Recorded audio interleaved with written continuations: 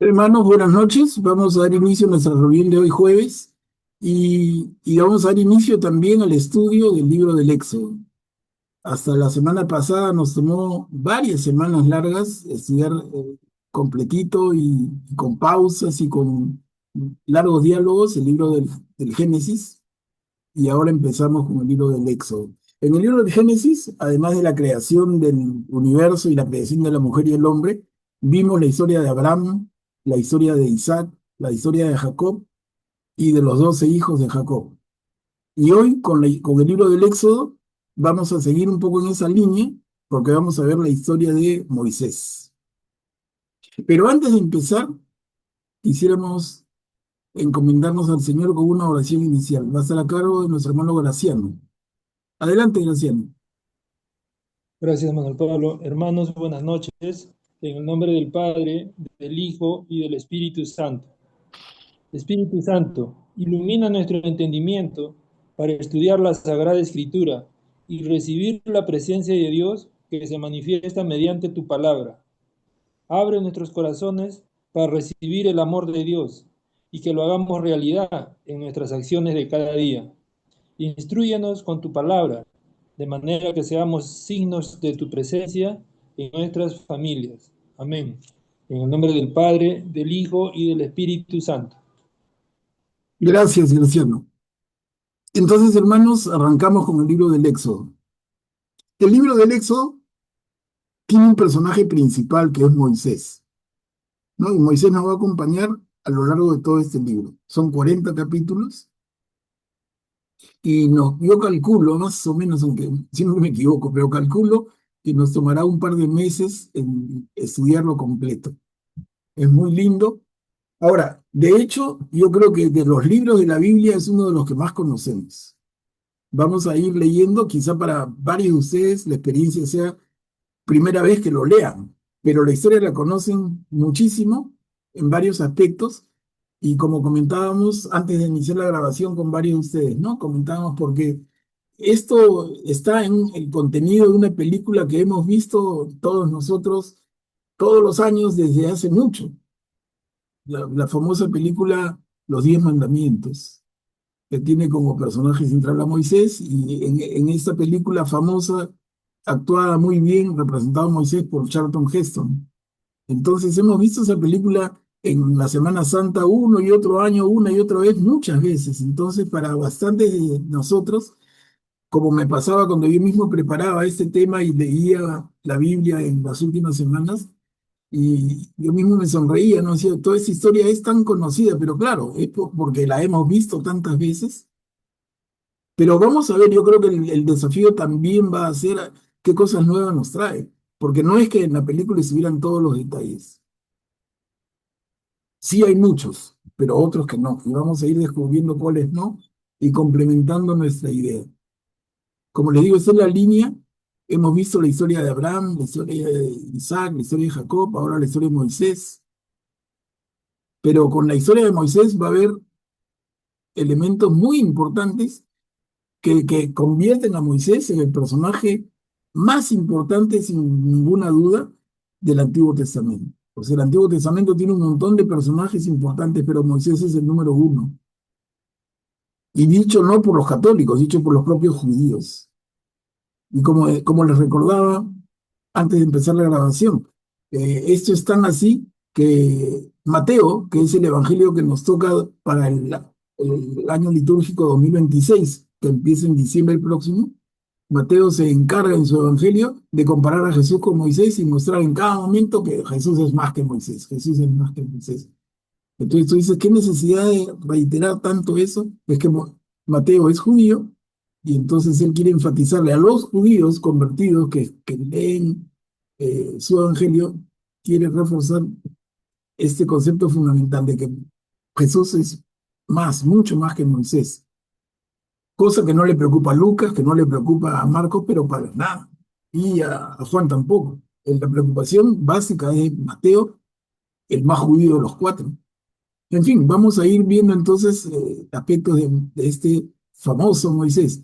Y con Moisés, adelanto como introducción rápida, hay dos cosas que destacan sobre todas las demás. Una es el Éxodo mismo. que el éxodo, la salida, el escape, la liberación de Egipto, que es la que le da nombre al libro. Pero además hay otro aspecto fundamental con Moisés, y es que a través de Moisés le llega al pueblo de Israel la ley del Señor, la ley de Dios, la ley, la enseñanza, los 10 mandamientos. Entonces el libro se llama el libro del Éxodo. ¿Vamos a hablar del Éxodo? Claro que sí, los primeros largos capítulos, pero luego vamos a ver también eh, Moisés recibiendo los 10 mandamientos de parte del Señor en el monte Sinaí, y vamos a ver todos los detalles, en fin, es muy lindo esto. Entonces vamos a estar en un tema muy lindo y a la vez muy familiar.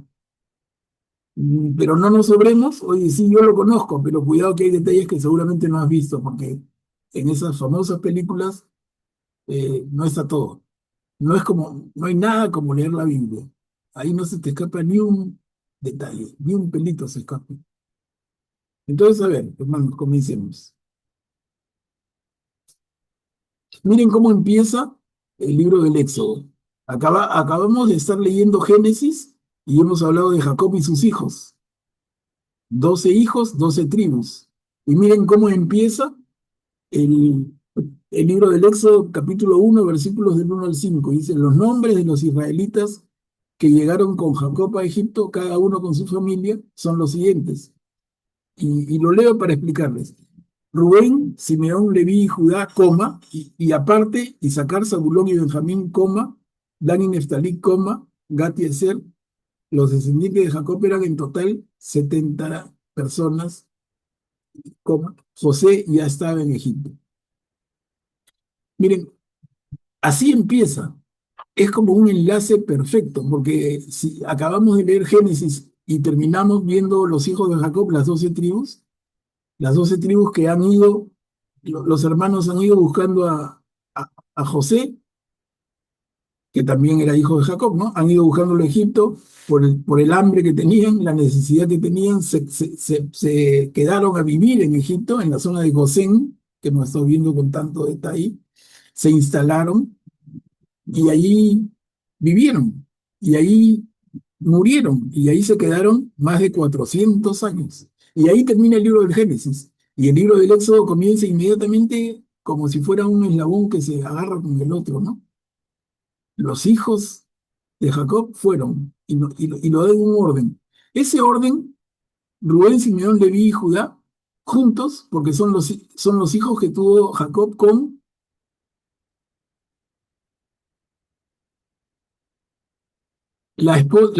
su esposa, la primera. ¿Se acuerdan? Él amaba mucho a la segunda hermana, a Raquel. La primera, Lía. la primera esposa, Lía o Lea, ¿no? Lía o Lea, depende de la Biblia, pero un poco se casó con él, con ella engañado, pensando que era la hermana, ¿no? Pero entonces con ella tuvo esos 4 hijos, Rubén, Simeón, Leví y Judá. Luego nos hablan en la segunda línea, Isaacar, Zabulón y Benjamín, pero ahí está José también. Lo que pasa es que a la línea final dice José ya estaba en Egipto, ¿no? Pero entonces la segunda línea, Isaacar, Zabulón, José y Benjamín, 4, son los hijos que tiene Jacob con Raquel. Y luego Dan y Neftalí con una de las esclavas y Gad y Aser con otra de las esclavas. Entonces ahí están los 12 hijos, las 12 tribus. Eso ya lo hemos visto de sobra, solamente lo menciono, pero ¿por qué en la Biblia lo ordenan de esa manera? Y les digo, el significado es nada más ese, es que vienen de diferentes madres. Todos tienen el mismo padre, pero vienen de diferentes madres. La primera esposa, la segunda, la esclava 1 y la esclava 2. Los 12 hijos, las 12 tribus. Y esas 12 tribus son las que van a dar lugar a toda esta cantidad de personas que van a terminar siendo esclavos en Egipto y que son los que dan inicio a la epopeya, a la gesta del Éxodo. Entonces, por aquí partimos. Miren, tenemos este tema, crecimiento y opresión de los israelitas. Son 3 diapositivas. Esto va a terminar el capítulo 6, o sea, el capítulo 1, perdón, el capítulo 1 ha empezado simplemente recordándonos los hijos de Jacob y el desarrollo entero va a ser qué pasa con estos hijos de descendientes de Jacob, esclavos en Egipto. Entonces, a ver, ¿quién puede leer, por favor? ¿Puedo leer, Manuel Pablo? Claro, Luisa, gracias. Ok. Crecimiento y opresión de los israelitas. Después murieron José y sus hermanos y toda aquella generación. Pero los israelitas fueron fecundos y se multiplicaron, hasta convertirse en una muchedumbre numerosa y muy fuerte que llenaba el país. Mientras tanto, asumió el poder en Egipto un nuevo rey que no había conocido a José. Él dijo a su pueblo: el pueblo de los israelitas es más numeroso y fuerte que nosotros. Es preciso tomar precauciones contra él para impedir que siga multiplicándose. De lo contrario, en caso de guerra, se pondrá de parte de nuestros enemigos, combatirá contra nosotros y se irá del país. Entonces los egipcios pusieron a Israel a las órdenes de capataces para que lo oprimieran con trabajos forzados. Así Israel construyó para el faraón las ciudades de almacenamiento de Pitón y Ramsés. Pero a medida que aumentaba la opresión, más se multiplicaba y más se expandía. Esto hizo que la presencia de los israelitas se convirtiera en un motivo de inquietud. A ver, Luisa, vamos a seguir leyendo contigo, pero un comentario en esta primera paginita, ¿no? Murieron José y sus hermanos, esa generación fundacional, digamos, pero los hijos, los descendientes de ellos, muy fecundos, se multiplicaron, hicieron un montón de familia y se quedaron en Egipto. Luego en Egipto también muere el faraón y hay un nuevo faraón que ya no reconoce el trato inicial. O sea, el faraón anterior con José habían tenido un trato. El nuevo faraón con los descendientes de José no respeta el trato, simplemente y él tiene una preocupación que es más política. En caso de que tengamos un problema con un vecino, estos, estos israelitas se van a poner del lado del invasor y van a jugar contra nosotros. Una preocupación válida, si uno lo mira en un sentido geopolítico, militar, es válida la preocupación. Entonces, el faraón, pues, ducho en su materia, tiene ese temor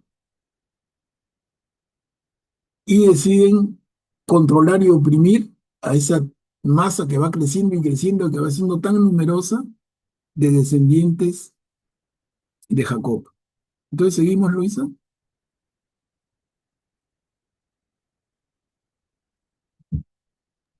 Por eso, los egipcios redujeron a los israelitas a la condición de esclavos y les hicieron insoportable la vida, forzándolos a realizar trabajos extenuantes, la preparación de la arcilla, la fabricación de ladrillos y toda clase de tareas agrícolas. Además, el rey de Egipto se dirigió a las parteras de las mujeres hebreas. Una de ellas se llamaba Sifra y la otra Poa, y les ordenó: cuando asistan el parto a las mujeres hebreas, observen bien el sexo del recién nacido. Si es varón, mátenlo. Si es una niña, déjenla vivir. Pero las parteras tuvieron temor de Dios y en lugar de acatar la orden que les había dado el rey de Egipto, dejaban con vida a los varones. El rey las mandó llamar y les preguntó: ¿por qué han obrado así y han dejado con vida a los varones?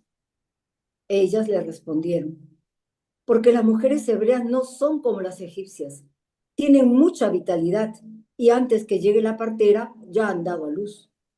Por eso Dios fue bondadoso con las parteras.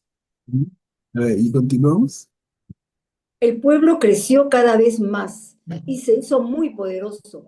Y como ellas habían obrado con temor de Dios, Él les concedió una familia numerosa. Entonces el faraón dio esta orden a su pueblo: arrojen al Nilo a todos los varones recién nacidos, pero dejen con vida a las niñas. Gracias, Luisa. Miren, acá se ve algo que luego van a pasar muchos siglos y vamos a volver a ver esto con Herodes, ¿no? Cuando nace Jesús, y el temor de Herodes de que ha nacido un niño que será el rey de los... Ni hablar, ni hablar, nadie amenaza mi poder. Entonces Herodes manda a matar a los niños de Belén.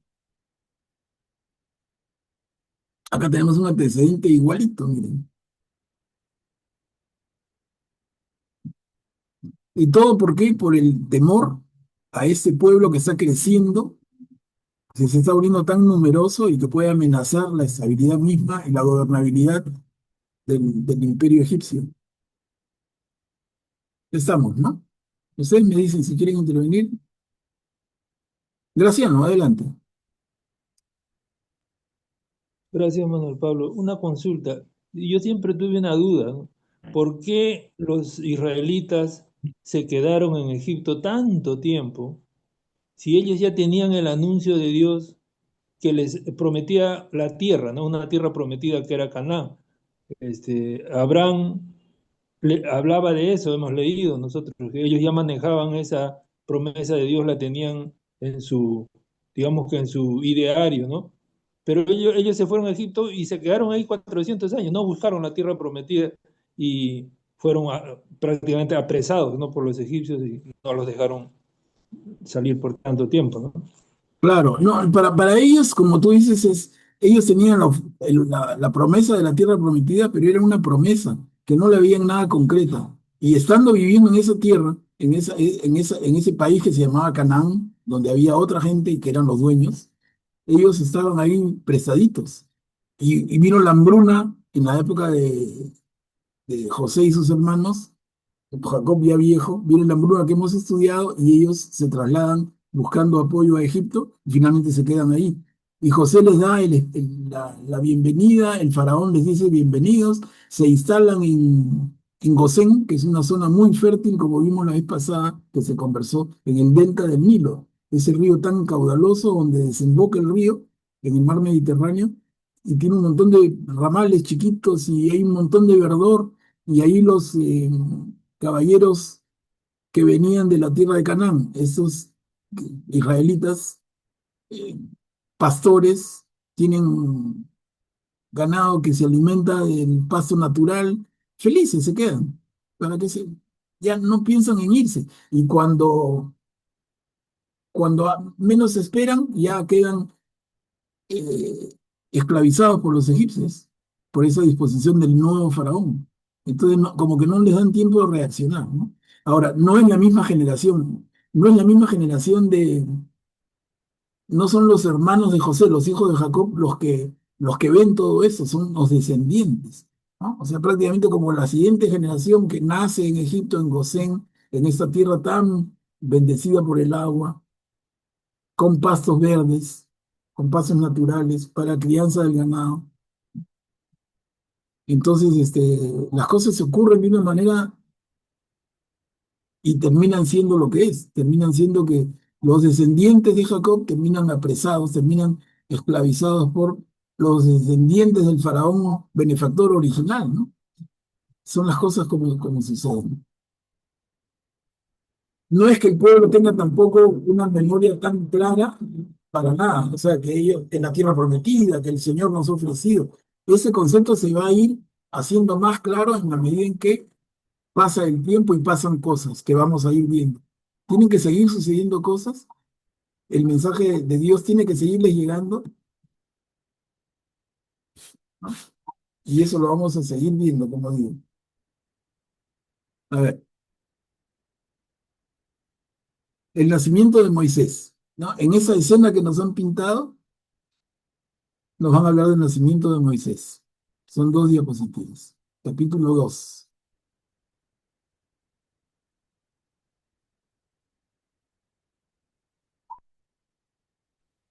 Yo leo. El nacimiento de Moisés. Un hombre de la familia de Leví se casó con la hija de un levita.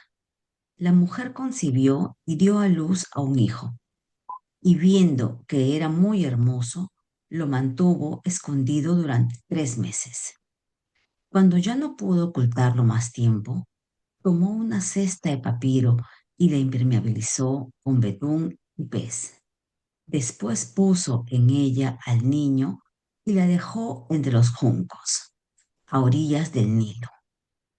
Pero la hermana del niño se quedó a una cierta distancia para ver qué le sucedería. La hija del faraón bajó al Nilo para bañarse, mientras sus doncellas se paseaban por la ribera. Al ver la cesta en medio de los juncos, mandó a su esclava que fuera a recogerla. La abrió y vio al niño que estaba llorando, y llena de compasión, exclamó: seguramente es un niño de los hebreos. Ujú. Gracias, Beatriz. Esa escena la imaginamos, la recordamos de las mil veces que hemos visto la película Los Diez Mandamientos, ¿no? Empezando la película, es esta escena, una canasta de paja y no entra el agua porque la mamá la ha impermeabilizado, ¿no? Y se usaba brea, como dice acá, betún. Acá dice, le puso betún y pez. Bueno, betún, brea, y como hacen con las embarcaciones de madera, incluso actualmente. Y ya tenía la canastita, estaba pues impermeabilizada como un barquito chiquitito. La hija del faraón encuentra la canasta, ve al niñito, se llenó de compasión y exclamó: seguramente es un niño de los hebreos. ¿Por qué podía, a ver, especulando, porque no teníamos todavía información, pero por qué podía ella suponer que era un niño de los hebreos? ¿Qué causas podrían haber? O sea, porque está flotando en el río, es un niño de los hebreos. ¿Qué antecedentes tenía ella? Número uno, que su padre, el faraón, había dispuesto que maten a los niños varones. Ese es un hecho, ¿no? O sea, si un niño flotando en el río, en una canastita, ahí hay una razón. ¿Y cuál otra razón podría haber? Es bien fácil. Solo su fisonomía. No, o sea, de repente, o sea, si en promedio, digamos que los egipcios eran un poquito de piel un poquito más tostadita que los semitas hebreos, un poquito más blanquitos eran los hebreos, pero no tanto eso, ¿no? Yo creo que la circuncisión es un detalle a la vista. El niñito está en su cunita, está circuncidado. Y entonces tiene la marca judía, pues, perdón, que no son judíos todavía, la marca hebrea. Desde Abraham, que el Señor le dijo: al octavo día de nacidos se circuncida. Moisés está circuncidado, tiene 3 meses.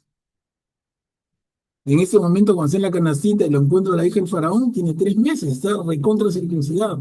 Y la chica esta, la jovencita, dice: seguramente es un niño de los hebreos. Claro, tiene la suposición válida de que su padre ha mandado asesinar a los niños varones, y segundo, que está circuncidado. Ya, digamos, como elementos, de repente algún trajecito, algo de su vestimenta que tuviera alguna señal también.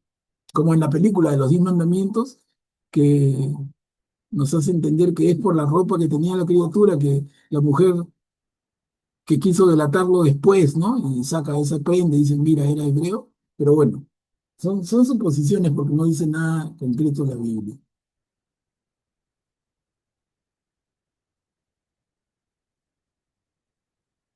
Y acá, Beatriz, continuamos.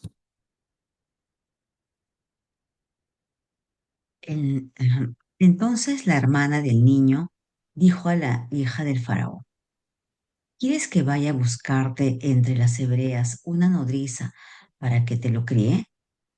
Sí, le respondió la hija del faraón. La jovencita fue a llamar a la madre del niño, y la hija del faraón le dijo: llévate a este niño y críamelo, yo te lo voy a retribuir. La mujer lo tomó consigo y lo crió, y cuando el niño creció, lo entregó a la hija del faraón, que lo trató como a un hijo, y le puso el nombre de Moisés, diciendo: sí, yo lo saqué de las aguas. Gracias, Betty. Entonces, miren. Tiene sentido lo que dice acá, por supuesto, ¿no? Porque la hija del faraón, una joven, ha encontrado al niñito en esa cunita flotando en el río. Seguramente es un hijo de hebreos. Y la hermanita más grandecita de este niño, que es Moisés, la hermanita está mirando escondida y cuando ve que la hija del faraón se acerca con cariño, con compasión, entonces tiene la confianza y le dice, ¿quieres que vaya a buscar a alguna de las hebreas como nodriza? ¿Por qué? Para que le dé a amamantar, pues. O sea, el tema era amamantar a la criatura. Una criatura de 3 años, de 3 meses, tiene que tomar teta materna. Entonces, la chica, hija del faraón, no está produciendo leche, no, es imposible, no ha dado a luz. Entonces la niña le ofrece, ¿quieres una persona para que lo amamante? Más claro. Y entonces la niña, ¿a quién busca? A su mamá, que era la mamá de ella y la mamá del niñito Moisés. O sea, ¿quién es esa niña tan mosca que ya vemos desde aquí? La famosa Miriam. Cuando vamos a ver más adelante en la historia de Moisés, en la historia del Éxodo, cómo a Moisés lo acompaña su hermana, Miriam, que sería la forma judía de decir María. O sea, es lo mismo, mismo nombre, María, la hermana de Moisés, o Miriam, la hermana de Moisés. Y ya Miriam desde niña era mosca, miren qué mosca, ¿no? ¿Quieres que te busque alguien para que amamante a la criatura? Y se va y trae a su mamá. Entonces todavía su mamá cría a la criatura, le da teta y encima le pagan por hacerlo.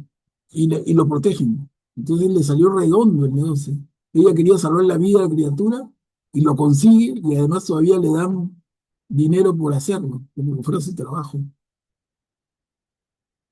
Y dice, la hija del faraón le puso de nombre Moisés. Ojo, Moisés no es un nombre judío o no es un nombre hebreo, más precisamente, es un nombre egipcio. Y significa eso mismo, sacado de las aguas. Entonces, cuando la hija le dice, le pongo de nombre Moisés porque lo saqué de las aguas, es el equivalente, ¿no? Cada nombre de estos pueblos tiene un significado. Y en el caso de Moisés, significa en egipcio sacado de las aguas. Entonces, miren cómo se va construyendo la historia, muy sencillita, pero va calzando todo, ¿no? Como que fuera pues una mano de Dios que está conduciendo los acontecimientos. Karim, adelante. Buenas noches, una curiosidad. Entonces nunca se ha llegado a saber cuál era el nombre que le dieron sus padres, porque si era un bebé de 3 meses tenía que tener nombre, supuestamente, ¿no? Ah, no, nunca hemos oído. Ok, gracias. No, nunca, nunca. Y la mamá no tenía muchas ilusiones con él, lo único que quería era salvarle la vida, ¿no? Si ya estaba el edicto del emperador, estaba la orden del faraón que decía maten a todos los niños varones. Ella quería salvarlo y no vio mejor forma que tirarlo a la suerte, prácticamente, que fue hacerlo flotar en el río.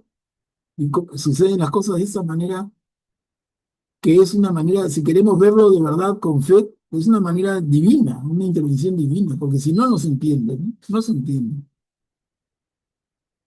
A ver, tenemos acá dos diapositivas. Miren qué rápido corre la historia. O sea, aquí ya va mucho más rápido que la película que en algún momento hemos visto y varias veces. Ya en esta pericopa, que no hemos saltado nada, habla de la huida de Moisés a Madián. O sea, ya aquí es como que se pasan un montón de años de la vida de Moisés. Vamos a tener a Moisés más grande y con una intervención que va a hacer que huya. Miren, o sea, del Moisés bebito que lo recogen del río, ya tenemos a un Moisés grande que va a hacer algo que lo hace huir. ¿Quién puede leer? Son dos diapos. Yo leo. Bueno, Sí, Verónica, gracias. Siendo ya un hombre, Moisés salió en cierta ocasión a visitar a sus hermanos y observó los penosos trabajos a que estaban sometidos. También vio que un egipcio maltrataba a un hebreo, a uno de sus hermanos. Entonces dirigió una mirada a su alrededor y como no divisó a nadie, mató al egipcio y lo escondió en la arena. Al día siguiente regresó y encontró a dos hebreos que se estaban peleando. ¿Por qué golpeas a tu compañero? Preguntó el agresor. Pero éste le respondió, ¿quién te ha constituido jefe o árbitro nuestro? ¿Acaso piensas matarme como mataste al egipcio? Moisés sintió temor y pensó, por lo visto, el asunto ha trascendido. En efecto, el faraón se enteró de lo sucedido y buscó a Moisés para matarlo. Pero éste huyó del faraón y llegó al país de Madián. Allí se sentó junto a un pozo. El sacerdote de Madián tenía 7 hijas. Ellas fueron a sacar agua para llenar los bebederos y dar de beber al rebaño de su padre. De pronto llegaron unos pastores y los echaron. Moisés, poniéndose de pie, salió en defensa de ellas y dio de beber a sus ovejas. Cuando llegaron al lugar donde estaba Reuel, su padre, éste les preguntó, ¿por qué hoy han vuelto tan pronto? Un hombre, un egipcio, le explicaron ellas, nos libró de los pastores, nos sacó agua y hasta dio de beber al rebaño. ¿Dónde está ese hombre? Preguntó él a sus hijas. ¿Por qué lo dejaron allí? Invítenlo a comer. Moisés accedió a quedarse en casa de aquel hombre, y éste le dio como esposa a su hija Sépora. Ella tuvo un hijo, y Moisés lo llamó Gerson, porque dijo, fui un emigrante en tierra extranjera. Gracias, Verónica. Miren de qué manera tan rápida ya lo casaron a Moisés. O sea, en esa perícopa cortita tenemos a un Moisés que de niñito ya se hizo hombre, ya parece, no nos dan mayor detalle. En la película que hemos comentado varias veces, hay mucho más detalle, se lo ve crecer, pero no, aquí no dicen nada, ¿no? Directo.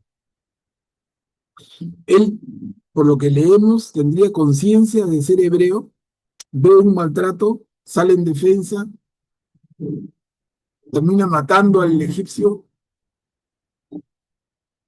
huye, llega a donde esta familia de Reuel y sus hijas, se queda ahí, se enamora de la hija mayor, parece que es Zípora, la hija mayor, se enamora de ella, se casan, tuvo un hijo.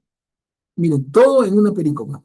O sea, a ese ritmo deberíamos terminar en la siguiente pericopa, pero no, es que el autor inspirado ha querido correr en esta parte que como que es más ubicarnos nada más para lo que va a contarle, lo que va a importarle, que son otras cosas. ¿Se dan cuenta? Porque si no, el relato sería mucho más pausado, que la miró, que se agarraron de la mano, que caminaron bajo las estrellas. No, no cuenta nada, de frente, pum, pum, en una. Atilio, adelante, por favor. Y yo justamente quería preguntar, igual como lo consulté antes, ¿hay algún revisor de esas películas, por ejemplo, de las películas, por ejemplo, la de los 10 mandamientos? Digo revisor porque confunde, ¿no? O sea, acá dice que el papá de Séfora se llamaba Reuel, en la película se llama Jethro. Eh, Luego también la mamá de Moisés se llama, perdón, la hija del faraón se llamaba Bitia, ¿no? Eh, y acá no lo menciona. Entonces, bueno, creo que confunde un poco. Como tú dices, si no leemos la Biblia, creemos que lo otro es totalmente cierto, ¿no? Claro, pero tienes razón, Atilio, pero hay que tener en cuenta que son películas y se toman las libertades que quieran. O sea, miren, en esa película de los 10 mandamientos no hay muchas libertades. En otras, esa que les encanta a la mayoría, que es la Chosen, su madre, ahí son campeones ya, porque el 80% es inventado, ¿no? Acá en la película Los 10 mandamientos hay un porcentaje pequeño de añadidos, pero en la otra no decimos nada y está todo inventado. Entonces, pero es así, porque son películas, al final transmiten, hay libertad, no hay censores que digan, esto pasa por el Vaticano, ni hablar, ni hablar, ni hablar. Eso lo hacen, simplemente el público lo juzga, la audiencia compra su entrada, los patas felices, y miren los 10 mandamientos, después de tantos años, tiene más de 50 años de haberse producido, y sigue siendo una película, pero de alta demanda para la Semana Santa de todos los años, ¿no? Porque es una magnífica producción, pero después sobre eso no hay control. A ver, Luisa, adelante.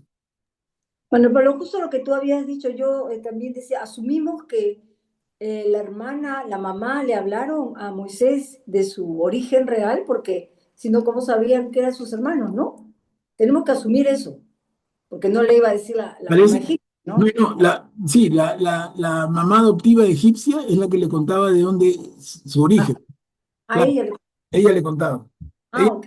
ella le contó su origen, o sea, en el amor fue sincera, habló la verdad, porque si no, si Moisés es adoptado a los 3 meses de nacido, no tendría manera, no tendría manera, y racialmente no se iba a distinguir, ¿no? Bien difícil. Pero es que por lo que entendemos, es la mamá adoptiva, la hija del faraón egipcio, la que le cuenta la verdad y lo hace crecer conociendo la verdad. Una buena mujer, pues no, porque no tendría por qué haberlo hecho. Claro, claro, una buena mujer, ¿no? Claro, tampoco le hubieran permitido a la mamá verdadera, la mamá verdadera probablemente no se hubiera atrevido a hacerlo. Ya no, no, pues, no, no, hasta por cuidarlo a él, ¿no? Hasta por cuidarlo a él. Por eso, claro. Ya. Ah, ok. Lógico. Gracias. Sí, no a ti. Y Karin, adelante.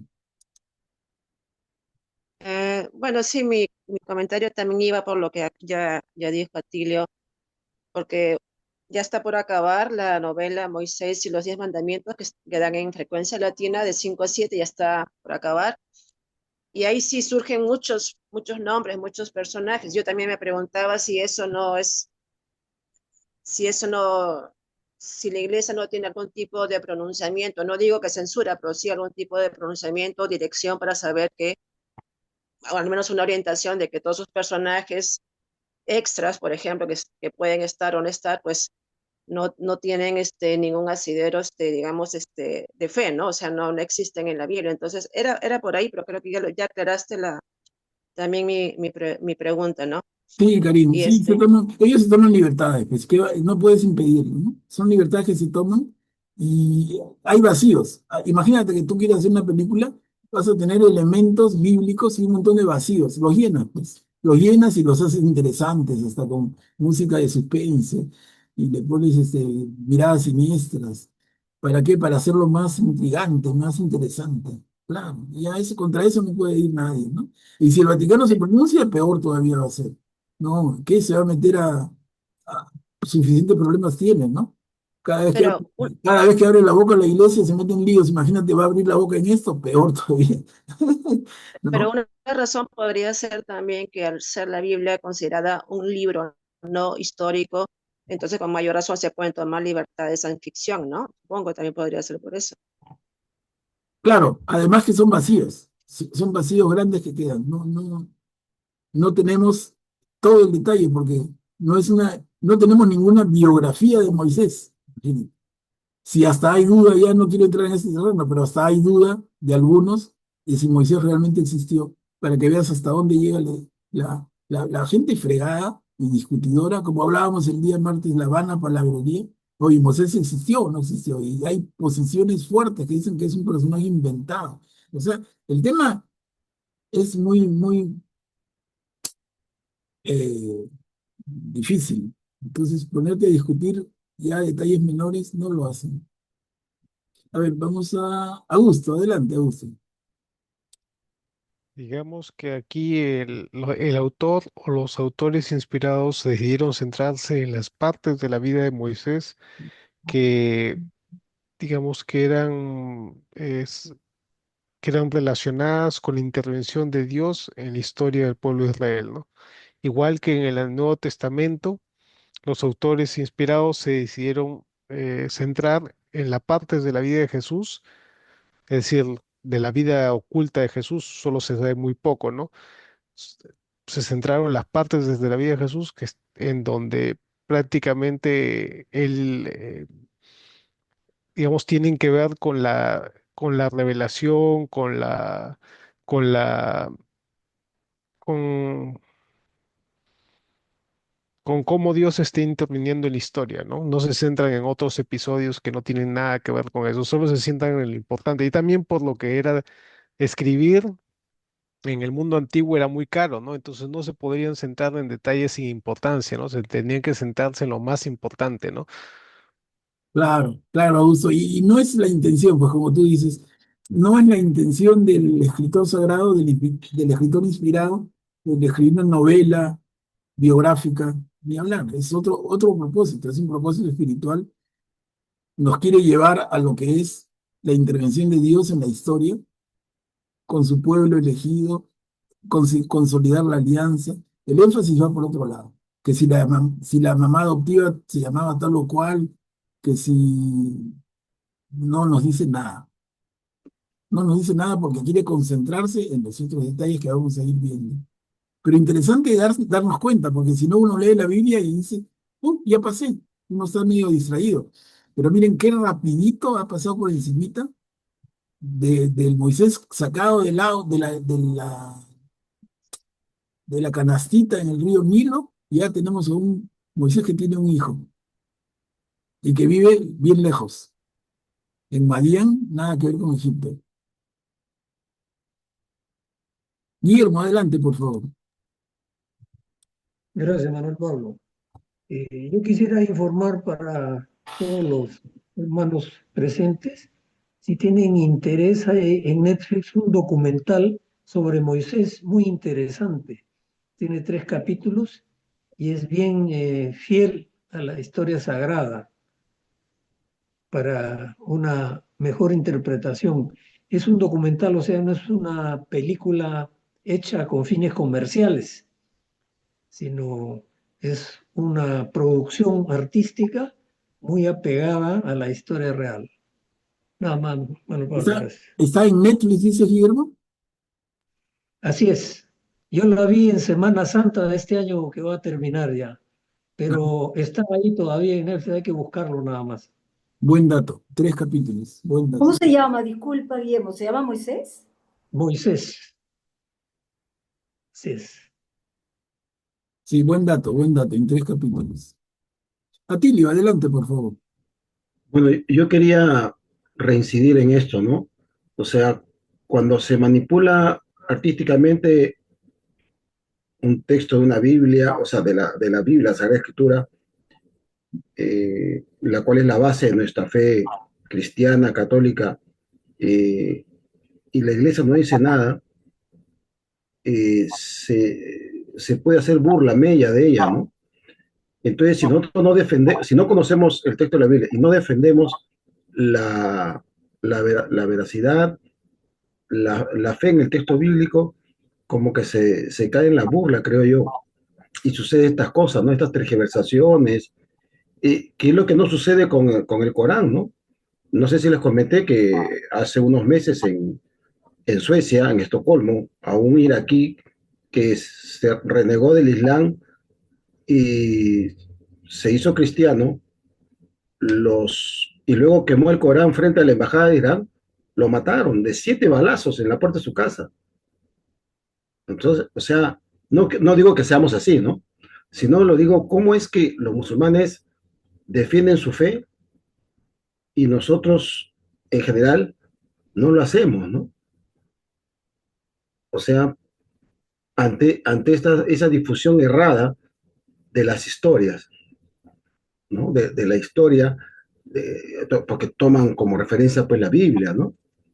Entonces, gente que conoce menos que nosotros, donde al menos yo ahora estoy retomando el tema, o sea, mira cómo manipulan las cosas, ¿no? Y pueden sacar de contexto y hacer que la gente piense que, no, esa fe cristiana no tiene asidero, ¿no? O sea, por ahí pienso yo, ¿no? La defensa de la fe, ¿no? Claro, claro. Guillermo, adelante, por favor. Manuel Pablo, yo quisiera permitirme responder a la inquietud de Atilio diciendo lo siguiente, ¿no? Nosotros los cristianos católicos eh, seguimos las enseñanzas del Señor Jesús que predicaba el amor incluso al enemigo. En cambio, los musulmanes, los que siguen el Corán, tienen otros pensamientos, obviamente. Yo desconozco cuáles son las leyes, pero sé cierto que, porque he leído y he noticias, etcétera, son algunos, quizás no pocos, son extremistas y se convierten en fanáticos. Para matar a balazos a una persona por haber quemado un libro, hay que ser un fanático, ¿no? Porque eso no tiene ninguna explicación racional. Un cristiano jamás haría eso. Eh, entonces, hay que tener eso en cuenta en primer lugar. Y en segundo lugar, cuando Atilio habla de la defensa de nuestra fe, este curso que estamos siguiendo los jueves y los martes, viendo el Nuevo y el Antiguo Testamento, es precisamente para formarnos una cultura religiosa muy informada, de manera que nuestra fe sea venga desde la fuente de la revelación, que es la Biblia, donde está la palabra de Dios, ¿no? Desde los orígenes del pueblo hebreo hasta la llegada de Jesús cuando ya eran judíos. Entonces, tomemos mucha conciencia nosotros de la misión que tenemos como seguidores del Señor Jesús, de predicar el Evangelio en todas partes. Y repito, estos cursos que llevamos nos sirven muchísimo porque nos dan un fundamento eh, válido en la palabra de Dios. Gracias. Gracias, Guillermo. Eh, Augusto, adelante, por favor. Sí, solo quería comentarle en el hecho de que a veces sí la iglesia se ha pronunciado, ¿no? Por ejemplo, hubo hace un tiempo esa película donde vinculaban a Jesús con María Magdalena y le inventaban una relación amorosa entre ellos y todo eso, ¿no? Y la iglesia sí se pronunció, creo, en ese caso, ¿no? Pero rara vez se pronuncia, ¿no? Pero también ha habido, es que cada autor inventa lo que sea, ¿no? Y no solo en relación con la Biblia, ¿no? En relación con lo que cree la iglesia, ¿no? Hay cuántas veces reportajes en donde los periodistas hablan cosas de la iglesia que ni siquiera es lo que la iglesia cree, ¿no? Porque cualquiera puede hablar, ¿no? Por eso las personas no se deben ir siempre a las fuentes primarias.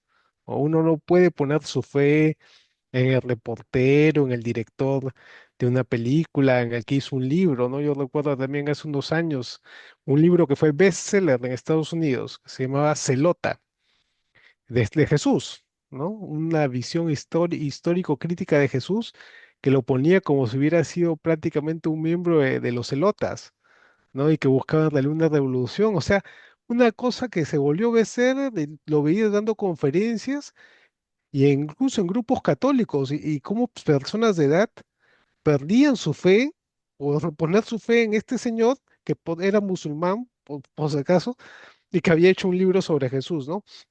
Y bueno, en fin, o sea, claro, cuando no se conocen las fuentes primarias, las sagradas escrituras, los, la patrística, ¿no? Los primeros padres de la iglesia que creía la iglesia desde un principio, los concilios, eso, entonces te pueden engañar de cualquier forma, ¿no? Ese es el problema, ¿no? El problema también es que hay tanto por conocer a lo largo de 2000 años de historia de la iglesia que bueno, ese es también, quizás la iglesia podría dar de una manera más resumida algunas cosas. Tenemos el catecismo, ¿no? Pero el catecismo muy resumido ya. Se necesitaría algo con un poco más, no sé, de fundamento, el Netzinger, pero bueno.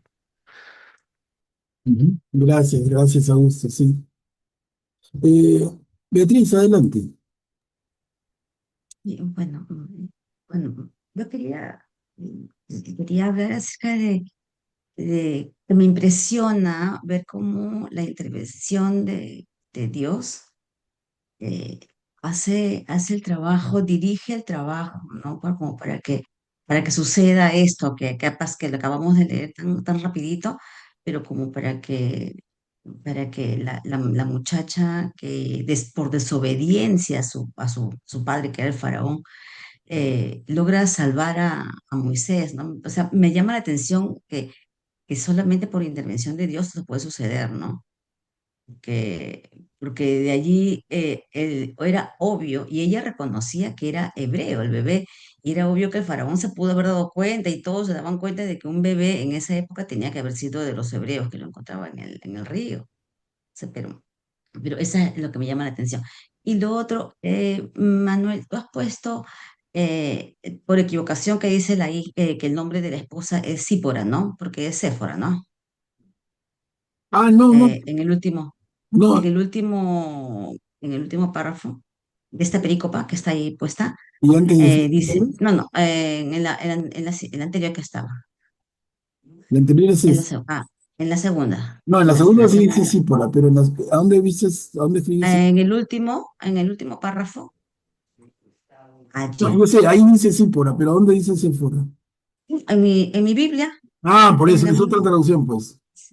ah, Claro, ya, pero es lo mío, es con como razón, es como que digo, en mi Biblia dice que la hermana de Moisés se llama María, y en mi ya. Biblia dice Miriam, es la misma. Es Ya, la en el misma. caso de Miriam y María sí te entendí, Sí, pero sí, pensé que no, Séfora era. Séfora, Ay, Sípora, sí, sí, también. sí. Ah, correcto. O sea, son nombres, pues, de una cultura tan lejana a nosotros que ya ahí vienen los rayos.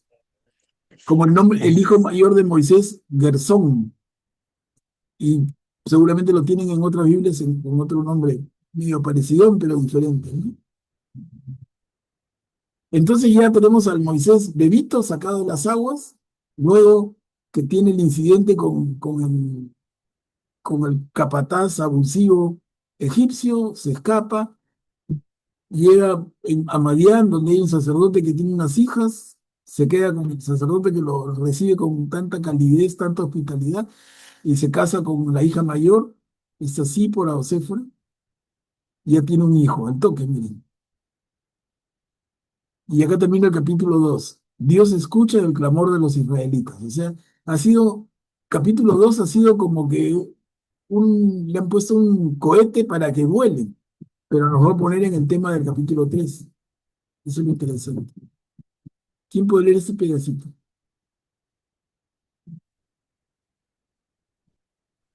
Yo lo leo. Dios Adelante, escucha, gracias. ya. Dios escucha el clamor de los israelitas. Pasó mucho tiempo y mientras tanto murió el rey de Egipto.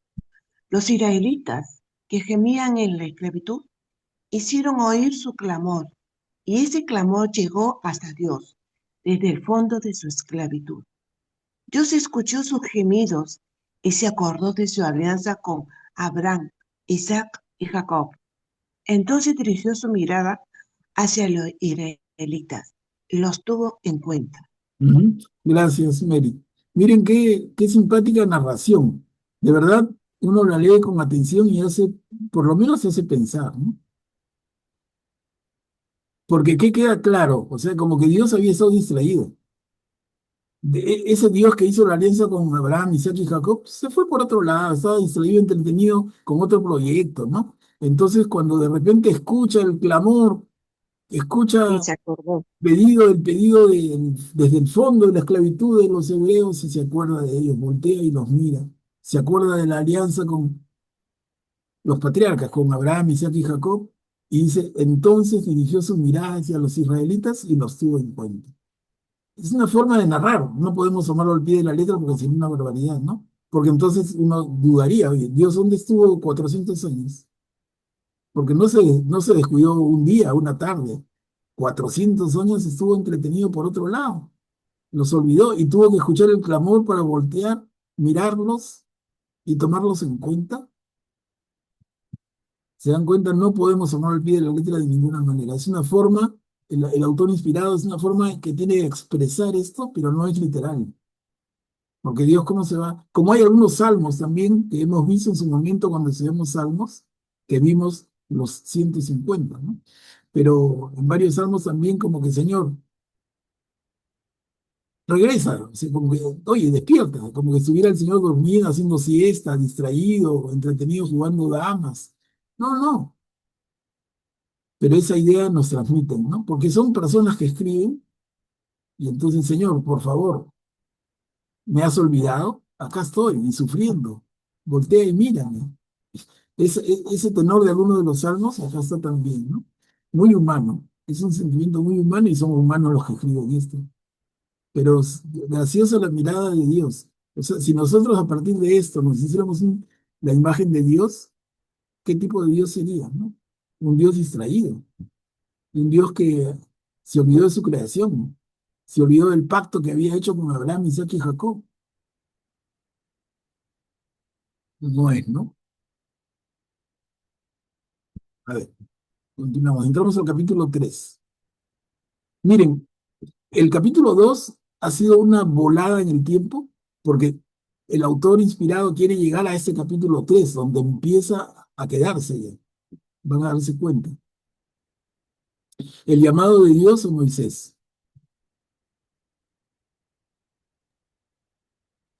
¿Yo puedo Moisés, leer? Sí, adelante, adelante.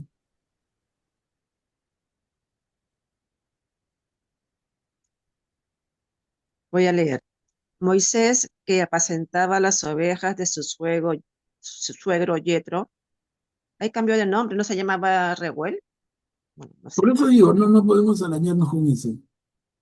Ok, Como hay más de un autor, ahí entran las manos y no se corrigen. ok. El sacerdote de Madián llevó una vez el rebaño más allá del desierto y llegó a la montaña de Dios, al Joreb. Ahí, perdónenme un ratito, Karim. Miren, eso es bien importante. O sea, Moisés está apacentando las ovejas, está como pastor, las ovejas de su suegro, y lleva el rebaño más allá del desierto. Esa palabra desierto, tú dices del desierto que van a haber ovejas, ¿no?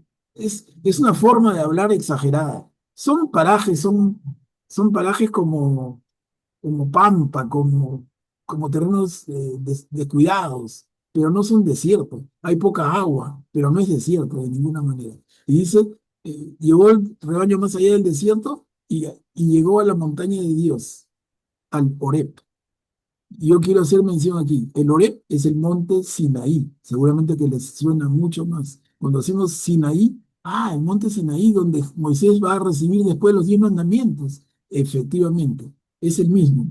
Tiene dos nombres, digamos, el Horeb o el Sinaí. Quería decir eso, Karim. Por favor, continúa. Por favor.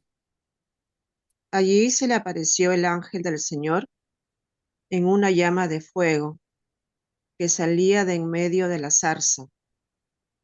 Al ver que la zarza ardía sin consumirse, Moisés pensó, voy a observar este grandioso espectáculo.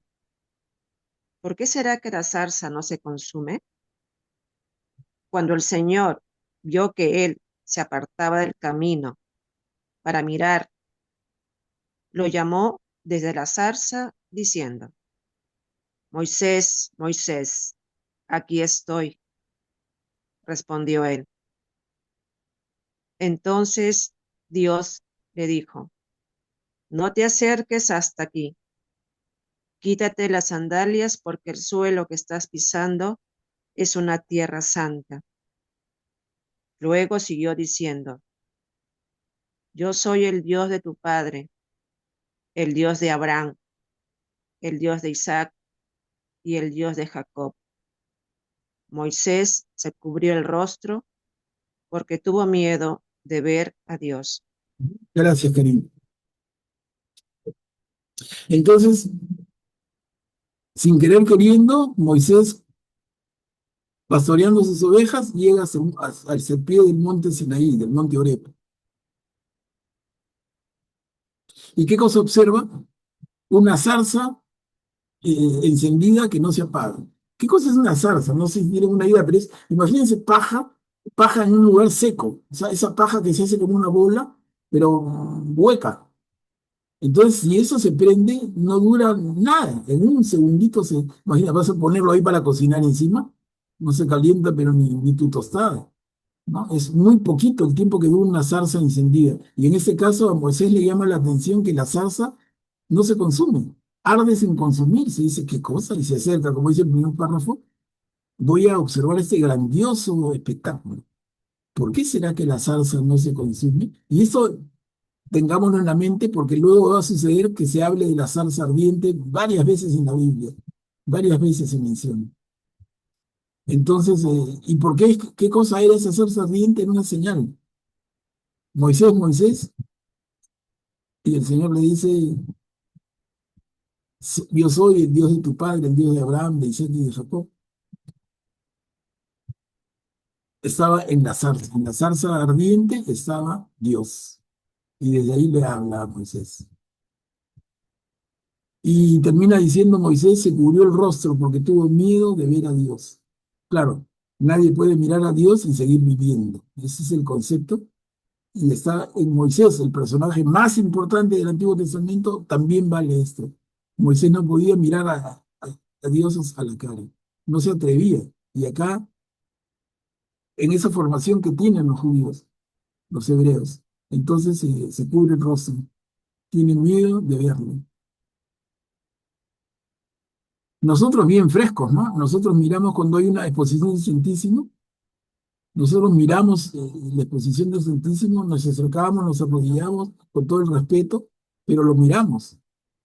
¿Qué tenía que hacer un hebreo? Poner un velo, poner una cortina. Otra vez recordamos la cortina del templo que se rasga cuando Jesús muere en la cruz. Pero, a ver, vamos a dar la palabra, hay varias manitos. Graciano, adelante. Gracias, Manuel Pablo. Da la impresión de que Moisés ya está familiarizado con la existencia del Dios de Abraham, de Isaac y de Jacob, ¿no?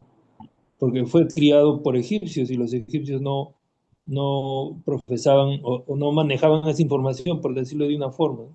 Pero como acá en la lectura nos dice, pasaron ya varios años, o sea, después de que él se apartó de los egipcios, del faraón y de su madre adoptiva, aprendió, supongo, la religión de sus ancestros, ¿no?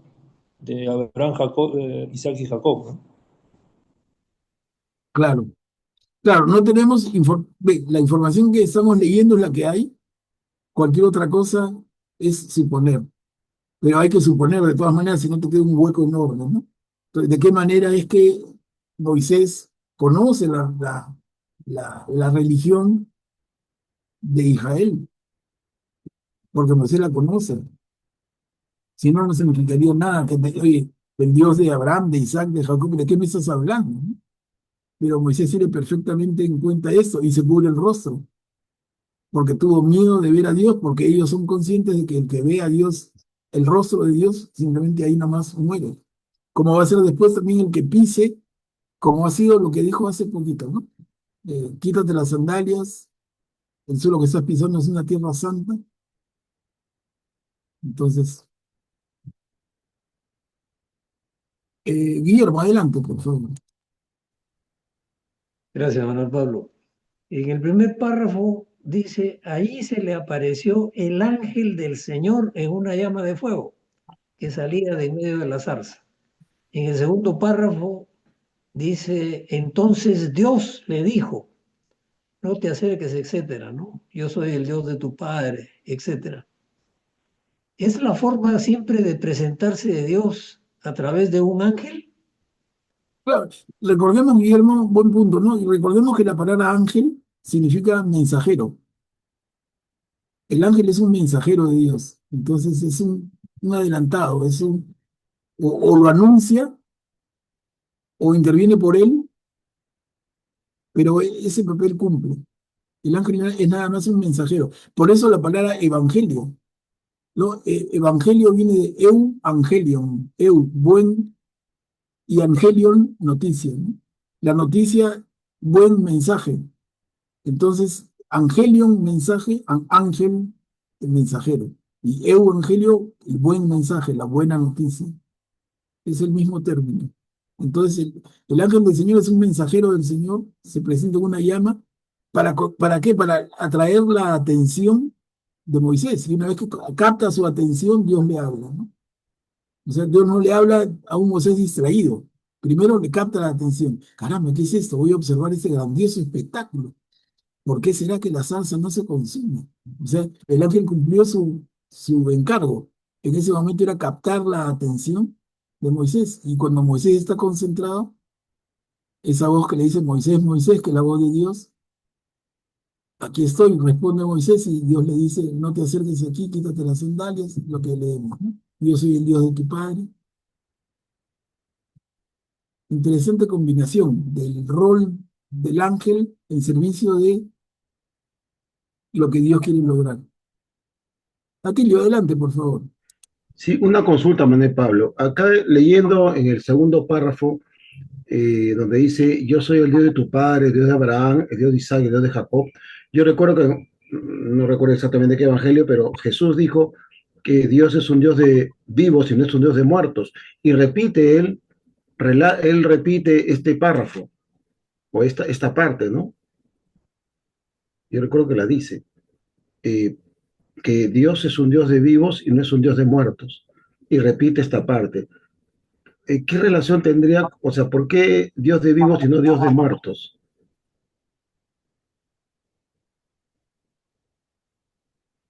O sea, lo planteas como reflexión, vale, ¿no? Pero como duda, porque, No, no, como reflexión, o sea, la unión, o sea, la relación entre cuando Jesús dice, al decir al justificar, es un Dios de vivos, no es un Dios de muertos, y dice, porque Dios dijo a Moisés, soy el Dios de tu padre, de Abraham, tal.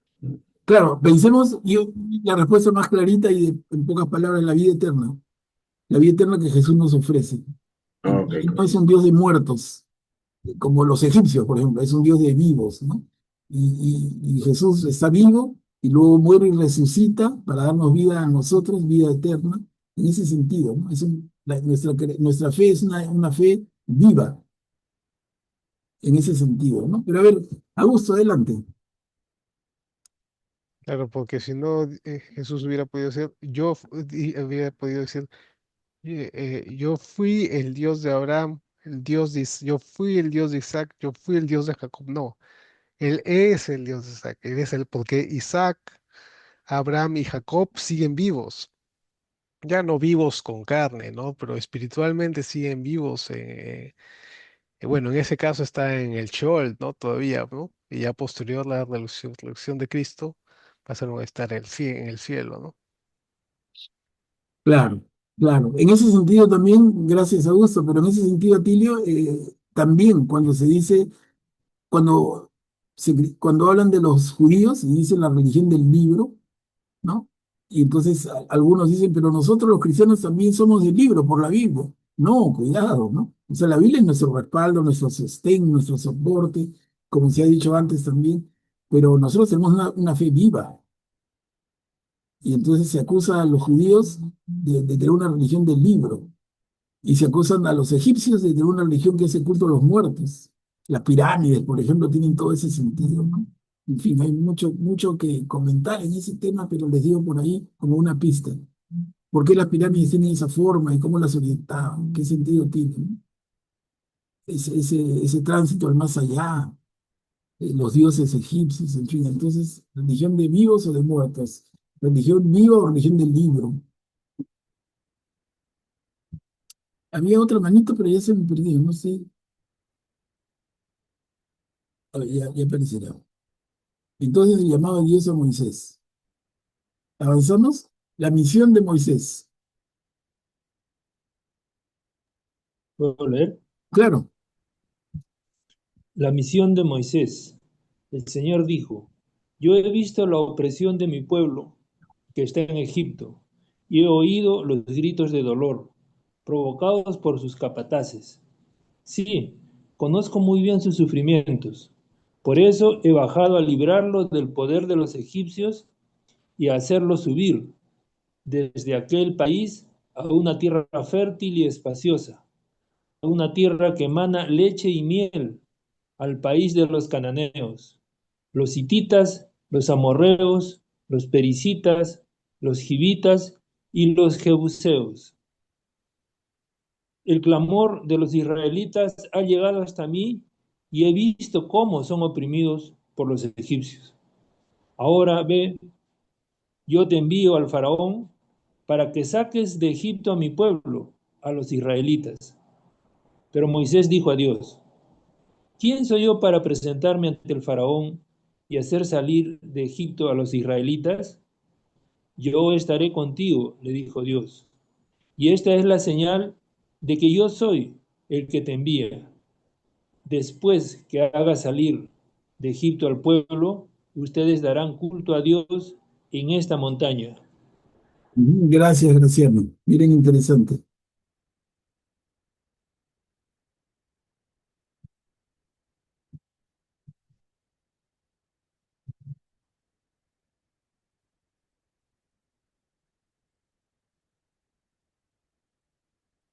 ¿Comentario? Otra vez aquí lo que comentamos antes, ¿no? Yo he visto la opresión de mi pueblo que está en Egipto, he oído sus gritos de dolor. Conozco muy bien su sufrimiento. O sea, como que ha volteado y se ha dado cuenta de algo que no se había dado cuenta todavía. Y luego le dice, he bajado a librarlo del poder de los egipcios para darles una tierra que emana leche y miel, el país de los cananeos, hititas, amorreos, pericitas, givitas y jebuseos. O sea, ya les puso lente a esa tierra que estaba ocupada, la tierra que se llama Canaán, ¿no? Que va a ser luego Israel. Ya le tiró lenteja, no, no está llevándolos a una tierra vacía, para que vayan a colonizar tierras vacías, no. Van a tener que ir a conquistar tierras ocupadas por otros. Son temas que vamos enlazando, pero que ya hemos visto antes, ¿no? Luisa, adelante, por favor. Manuel Pablo, acá dice, yo estaré con, casi la última perícopa, yo estaré contigo, les dijo Dios, y esta es la señal de que soy yo el que te envía. Y en mi Biblia, bueno, yo sé que es diferente, pero en mi Biblia dice, soy el que soy. O sea, soy el que soy, soy Dios. A eso voy a decir más adelante. ¿Estás leyendo en el mismo sitio? Porque más adelante dice yo soy el que soy. Y esa es la señal de que soy yo. Sí, vamos a leerlo en la siguiente. Sí, Ok. sí, sí. Entonces Moisés le dice a Dios, ¿quién soy yo para presentarme ante el faraón? Y Dios le dice, yo estaré contigo, y esa es la señal de que soy yo el que te envía. Vamos a leerlo inmediatamente. La revelación del nombre divino. Y acaso lo que decía Luisa, yo soy el que soy. ¿Lo puedo leer ya que lo leí en mi Biblia? Claro, claro. La revelación del nombre divino. Moisés dijo a Dios, si me presento ante los israelitas y les digo que el Dios de sus padres me envió a ellos, me preguntarán cuál es su nombre. Entonces, ¿qué les responderé? Dios dijo a Moisés, yo soy el que soy. Luego añadió, tú hablarás así a los israelitas, yo soy, me envió a ustedes. Y continuó diciendo a Moisés, tú hablarás así a los israelitas, el Señor, el Dios de sus padres, el Dios de Abraham, el Dios de Isaac y el Dios de Jacob, es el que me envía. Este es mi nombre para siempre y así será invocado en todos los tiempos futuros.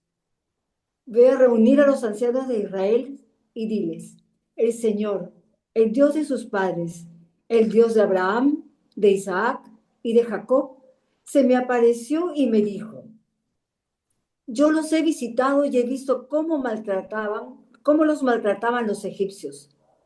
Por eso decidí librarlos de la opresión que sufren en Egipto, para llevarlos al país de los cananeos, los hititas, los amorreos, los pericitas, los givitas y los jebuseos, a una tierra que emana leche y miel. Y terminamos este poquito. Ellos te escucharán y tú irás a presentarte ante el rey de Egipto, junto con los ancianos de Israel. Entonces le dirás, el Señor, el Dios de los hebreos, vino a nuestro encuentro. Y ahora tenemos que realizar una marcha de 3 días por el desierto para ofrecer sacrificios al Señor, nuestro Dios. Ya sé que el rey de Egipto no los dejará partir si no es obligado por la fuerza. Pero yo extenderé mi mano y castigaré a Egipto, realizando ante ellos toda clase de prodigios. Así él los dejará partir. Y haré que este pueblo se gane el favor de los egipcios, de manera que cuando ustedes salgan, no se vayan con las manos vacías. Por eso, cada mujer pedirá a su vecina y a la que se hospede en su casa objetos de plata y oro, y también vestidos, y se los pondrán a sus hijos e hijas. Así despojarán a los egipcios. Gracias, Luisa. Mire que lo que ha leído Luisa termina el capítulo 3, pero Interesante lo que hemos leído. Vamos dándole una repasadita y comentamos. Cuando dice, cuando Moisés le dice, empezando la lectura, si me presento ante los israelitas y les digo que el Dios de sus padres me envió a ellos, me preguntarán cuál es su nombre. Entonces, ¿qué les responderé? Y a partir de esa pregunta es que Dios le da su nombre a Moisés. ¿Y qué nombre le da? Yo soy el que soy. Y de ahí sale, hermanos, yo soy el que soy, de ahí salen las cuatro consonantes sagradas, que conocemos como el tetragrama sagrado. Tetragrama, tetra por cuatro, tetragrama, cuatro letras, Y, H, W, H. Ese es el nombre de Dios en el idioma original hebreo y en la Biblia original. Y, H, W, H. Cuando le ponemos vocales, Yahweh o Jehová, sale Yahvé o Jehová, y nos agarramos a cabezazo con los protestantes. No, que se llama Yahvé, no, que se llama Jehová. Y es una tontería de discusión porque en los dos casos le hemos puesto vocales a la palabra que era sin vocales. El tetragrama sagrado es un nombre impronunciable, la intención es que no se pronuncie, no tiene vocales, y nosotros le zampamos vocales olímpicamente. No, que se llama Yahvé, no, que se llama Jehová.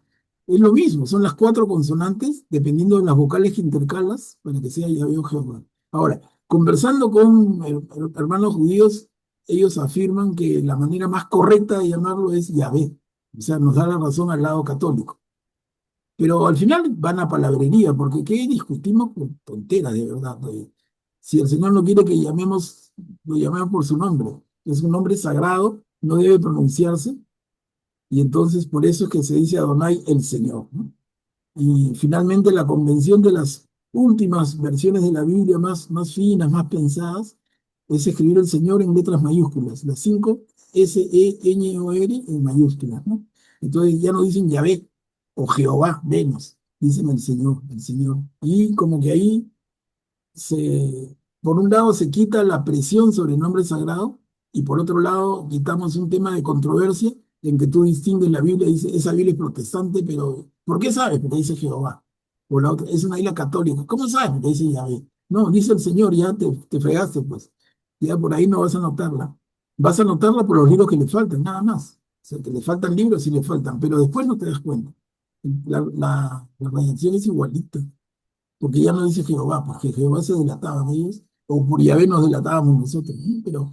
Pero el acuerdo actual de llamar al Señor Yahvé, como originalmente era, pero con eso se ha zanjado una discusión estéril, el nombre sagrado. Y quería reforzar esa idea, ¿no? Yo soy el que soy, el nombre que Dios le dice a Moisés, diles que yo soy, te envía. A ver, hay varias manitos, vamos a ir dándole palabra. Guillermo, adelante. Manuel Pablo, quería preguntarte, en la perícopa anterior, el Señor cuando le da su misión a Moisés, le dice que se refiere al pueblo como los israelitas. Y en la segunda diapositiva de esta perícopa que está en la pantalla, dice los hebreos. El Señor, el Dios de los hebreos.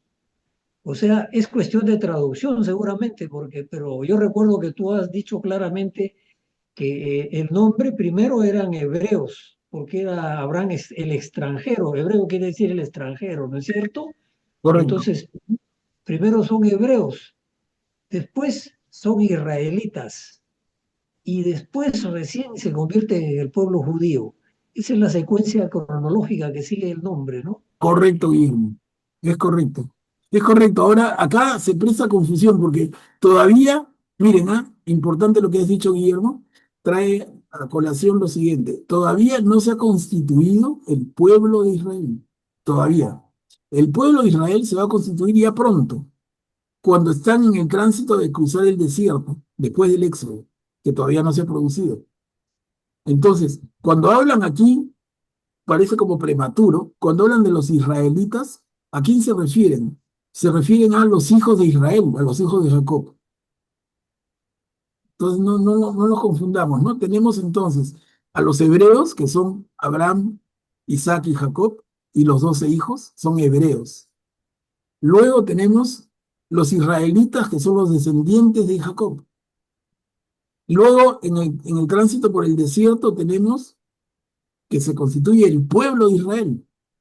Y luego del destierro babilónico tenemos a los judíos. O sea, son como momentos de este pueblo, de este grupo humano, porque la primera alianza es de Dios con Abraham, es uno a uno.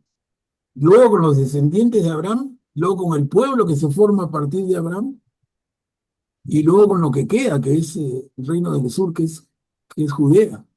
Es todo un proceso de siglos, ¿no? De siglos. Te han rayado la pantalla, Manuel Pablo. Sí, sí, pero no estamos con ahora. Vamos a dar la palabra. Augusto, adelante. Sí, quería hablar sobre la diapositiva anterior, donde dice el nombre de Dios. Aquí es interesante, Dios se presenta de tres maneras, ¿no? Primero dice, yo soy el que soy, que en realidad esta no es la manera más correcta porque el verbo ser y estar en el lenguaje hebreo no existe, ¿no? Entonces, quizás opinan que la mejor traducción sería como yo soy el que fui, el que soy, el que seré, ¿no? Algo que es difícil de expresar para un ser humano, ¿no? Es quizás es lo más aproximado, pero incluso así es limitado porque es algo que no se puede abarcar dentro del lenguaje humano, ¿no? Pero esa es la primera definición. Luego le dice, tú hablarás así a los israelitas y les dirán que yo soy, que este es el yo soy que utiliza Jesús también en el Nuevo Testamento. Excelente. Él mismo lo utiliza varias veces. Y luego hace una tercera definición. Tú hablarás a los israelitas así. El Señor, aquí lo traducen como el Señor, pero en realidad aquí donde dice el Señor está el tetragrámaton. Este recién es el tetragrámaton. Y aquí es donde es Yahvé probablemente, como dicen, ¿no?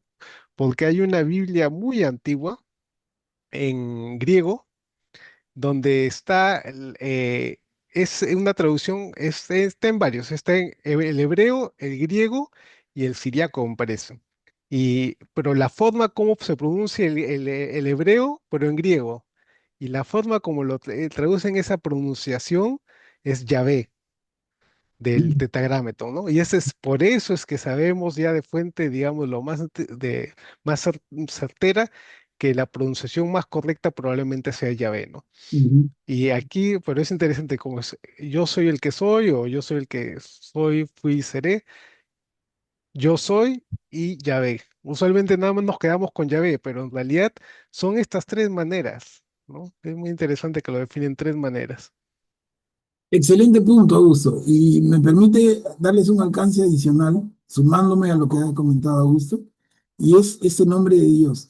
Lo leemos nosotros, yo soy el que soy, pero yo los invito, si tienen una Biblia a la mano, si pueden abrir el Evangelio según Mateo, la última línea, o sea, la última oración del Evangelio según Mateo, para ver cómo está el nombre de Dios implícito en esa última oración. Es bien lindo, un descubrimiento así de los buenos.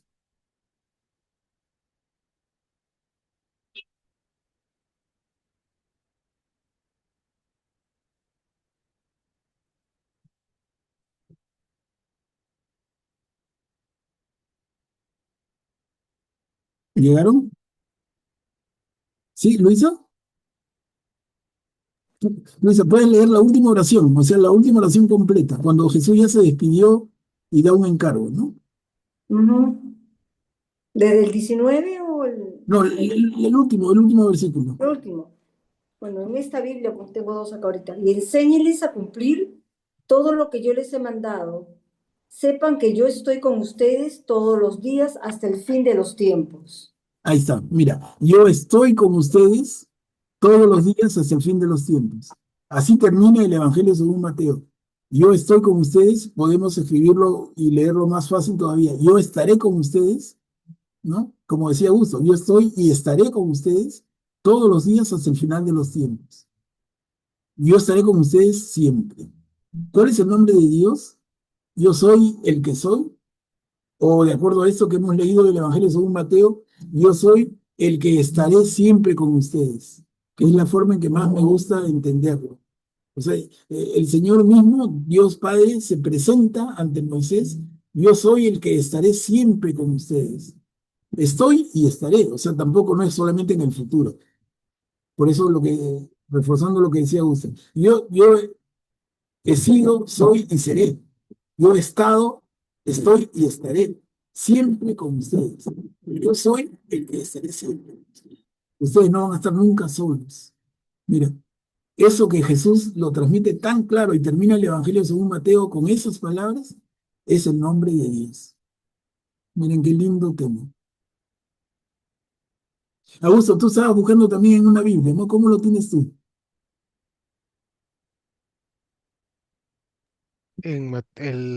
Habla del última parte de Mateo. Sí, la última versículo. Yo estaré con usted, pero dice, en realidad, yo estoy con ustedes siempre hasta el fin de las eras, ¿no? Claro, pero mira, estamos en lo mismo, ¿no? O sea, por Sí. eso, quizá la forma de traducirlo yo soy el que soy es la menos rica, porque no nos da ningún vuelo. Pero si decimos yo soy el que estoy con ustedes, lo que ha leído Augusto también, yo soy el que estoy siempre con ustedes. Yo soy el que estoy y estaré siempre con ustedes. Ustedes nunca estarán solos, siempre estaré yo con ustedes. Y eso, qué linda promesa del Señor.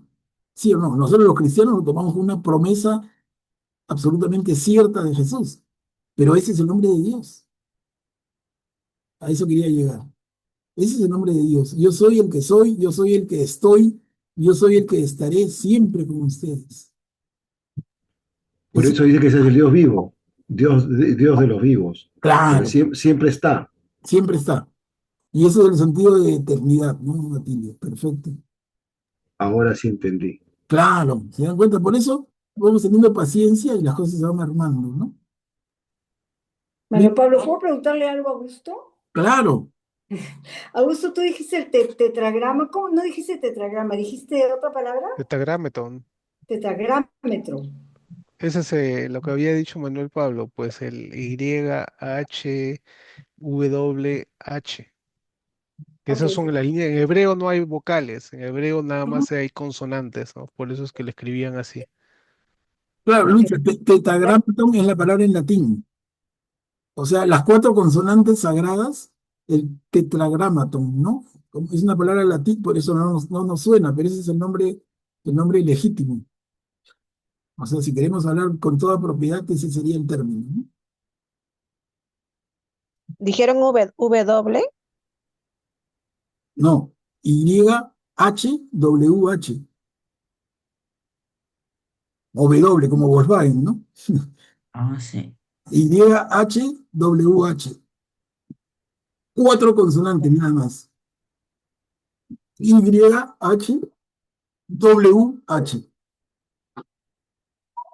Y eso Ok, es pero pensé que era solamente una V nada más. una, pues, una V. Se, ¿A dónde hay dos se están, V? No, no, una V.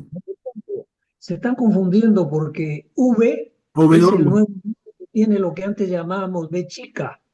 La Real Academia ha dicho que la segunda letra del alfabeto es B y la antepenúltima es V, porque tiene la forma de U, pero W es W chica, o sea, No, no, W como... no, entonces es una sola V chica. Estoy hablando mal yo. Ya me estoy mareando. Es una sola V chica, pues. Ok, ya me parecía raro porque o había dos Vs o había una W No, que no, no. esa letra no existía en Bueno, esa época. en realidad es la W, pero sino que la pronunciación es algo complicado en la pronunciación, como se pronuncia en hebreo, tiene una parte silenciosa, o sea, se pronuncia distinto, pero en realidad es W, ¿no? Pero por términos prácticos también se dice B chica, porque en realidad se pronuncia así, pero bueno, es un tema complicado las pronunciaciones en hebreo. Una vez Pero escuché a un profesor hablando de eso. claro, pero cuidado, quedémonos en que son cuatro consonantes, ¿no? La Y, la H, la B chica o W y la H nuevamente. Dependiendo de las consonantes que insertas, haces que suene Yahvé o haces que suene Jehová, Jehová, ¿no? Entonces,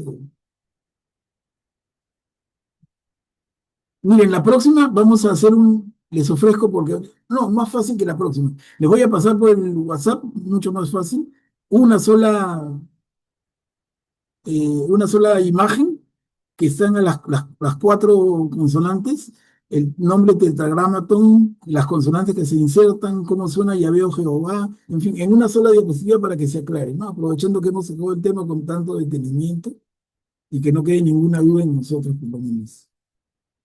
Bueno, hermanos, miren, sin querer queriendo, hemos visto los capítulos 1, 2 y 3 del Éxodo y se nos ha ido la hora como jugando, pero bien aprovechado.